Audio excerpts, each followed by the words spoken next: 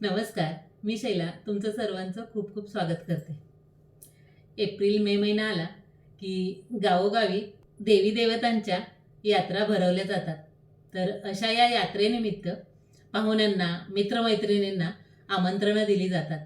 तर आपल्या शहरी भाषेत म्हणायचं म्हटलं तर एक प्रकारचं गेट टुगेदरच केलं जातं. तर अशा या यात्रेनिमित्त खास पाहुण्यांसाठी मटणाचा बेत केलेला आहे. तर जत्रा स्पेशल किंवा यात्रा स्पेशल चुलीवरील झणझणीत व चमचमीत असं मटण रस्सा भाजी आपण आज करणार आहोत.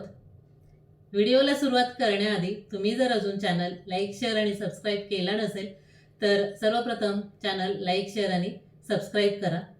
चला तर वेळ न घालवता यात्रा स्पेशल किंवा जत्रा स्पेशल तर्रीदार व चमचमीत असं मटण बनवायला सुरुवात करूया. आपलं जत्रा स्पेशल चुलीवरील तर्रीदार व झणझणीत असं मटण तयार झालेलं आहे.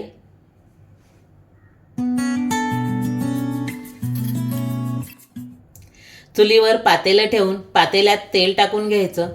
तेल गरम झालं की त्यामध्ये खडे मसाले, तमालपत्र, लवंग, मिरी, दालचिनी, मोठी विलायची, हिरवी विलायची टाकून बारीक चिरलेला कांदा तोही टाकून घ्यायचा. कांदा एकसारखा हलवत राहायचा. गोल्डन ब्राऊन होईपर्यंत कांदा छान परतून घ्यायचा. कांदा खाली करपू नये म्हणून एकसारखं हलवत राहायचंय. त्यानंतर थोडीशी कोथिंबीर आणि थोडीसा बारीक चिरलेला पुदिना टाकून घ्यायचा. आधीच हळद, मीठ, अद्रक लसूणची पेस्ट लावून मॅरिनेट करून ठेवलेलं मटण टाकून घ्यायचं. मटण पूर्णपणे टाकून घेतलं की व्यवस्थित मिक्स करून घ्यायचं. एकसारखं हलवून घ्यायचं, व्यवस्थित मिक्स करून घ्यायचं. व्यवस्थित मिक्स करून झालं की झाकण ठेवून 5 मिनटं वाफवून घ्यायचं. 5 मिनटानंतर झाकण काढून घ्यायचं. पुन्हा एकदा बारीक चिरलेली कोथिंबीर आणि डेसिकेटेड कोकोनट घ्यायचं, तेही यामध्ये टाकून घ्यायचं. त्यानंतर पुन्हा एकदा झाकण ठेवून 5 मिनटं वाफवून घ्यायचं. 5 मिनटानंतर झाकण काढून घ्यायचं.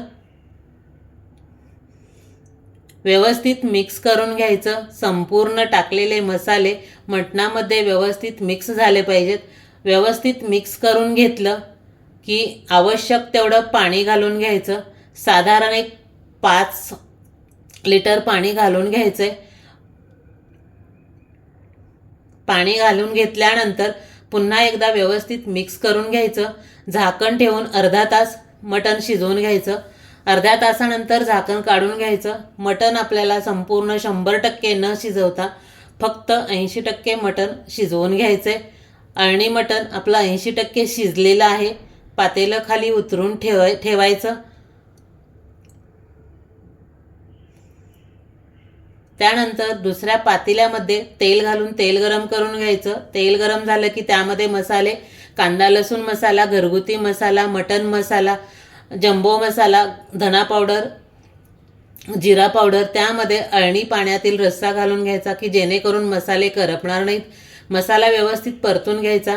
त्यानंतर तयार करून घेतलेलं वाटणामध्ये कांदा, लसूण, अद्रक, कोथिंबीर, ओलं सुकं खोबरं, फुटाण्याची डाळ, बाजरी आणि पांढरे तीळ घालून तयार करून घेतलेलं वाटण घालून घ्यायचं. टोमॅटोची पेस्ट घालून घ्यायची. मसाला संपूर्ण तेल सुटेपर्यंत छान परतून घ्यायचा. मसाला छान परतला गेला, मसाल्याला तेल सुटलं गेलं की पातेलं खाली उतरून घ्यायचं. आपण अळणी भाजी केलेले पातेलं चुलीवर ठेवून घ्यायचं. त्यामध्ये परतून घेतलेला मसाला घालून घ्यायचा.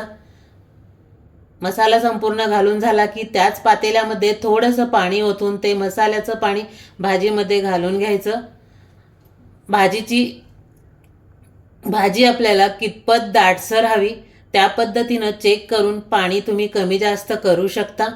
तर भाजी आपली व्यवस्थित आपल्याला ज्या पद्धतीनं हवी त्या पद्धतीनं झालेली आहे. व्यवस्थित छान उकळून घ्यायची. तर पहा, अशा पद्धतीने आपली जत्रा स्पेशल गावाकडील तर्रीदार व झणझणीत अशी मटण रस्सा भाजी तयार झालेली आहे. ही भाजी तुम्ही चुलीवरील भाकरीसोबत किंवा भातासोबत कशाबरोबरही खाऊ शकता. अशा पद्धतीने तुम्हीही नक्की ट्राय करा.